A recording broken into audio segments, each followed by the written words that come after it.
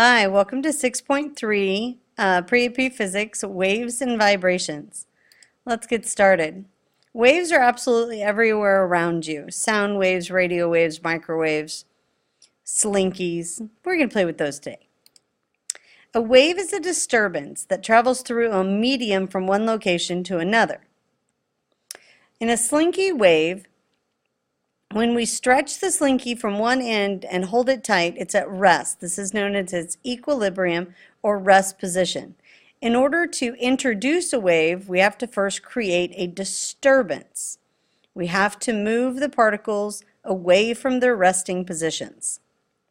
One way to do this is to jerk the slinky forward. This creates a pulse, and you'll be able to see the pulse move down the slinky. It's going to look something like that. This is called a longitudinal wave. Okay, a longitudinal wave, the pulse is transferred through the medium of the slinky, but the slinky itself doesn't actually move. It just displaces from its rest position and then return. So what's really being transferred here? Energy. Energy is being transferred in every single wave. The medium, the slinky itself, ends up in the same place as it started. It just got disturbed by the wave. Same thing can be seen in a stadium wave. The people don't actually move. In this longitudinal wave, the medium vibrates parallel to the motion. That's important. Longitudinal waves, the disturbance is parallel to the medium.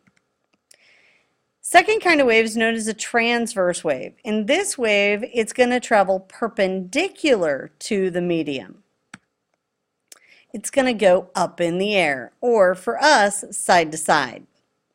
Okay, it's not going to travel with it, it's going to travel up and down. In a transverse wave, we occur that by wiggling the slinky back and forth, and again, we're going to do that outside in the hallway. This is known as a sine wave because it makes a sine curve as it goes. So let's look at the anatomy of this wave. We'll use a transverse wave to describe it since it's easier to see all the pieces. Okay, the dashed line in the middle is the medium, the equilibrium point. That's where the medium is completely at rest. Once we put a disturbance through it, it's going to go up and down on both sides of the equilibrium position. The top points above the equilibrium are known as the crests. They're the maximum displacement. The bottom points are the troughs. It's where the wave is its lowest. The height of the wave is known as the amplitude, and you've heard this when we talk about ocean waves. The amplitude is how high is that wave. It's a 7-foot wave or a 10-foot wave. How high is that wave off the surface of the ocean? Okay, that's its amplitude.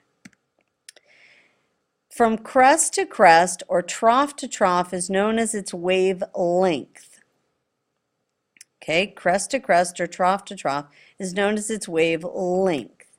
So it's got to measure the same position on two waves. Same position from two waves, completing one whole cycle.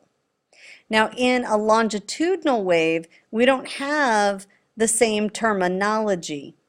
The tight part is known as a compression. The loose part is known as a rarefaction. And a wavelength is one compression and one rarefaction. All right, we'll do an assignment later. Thanks for watching.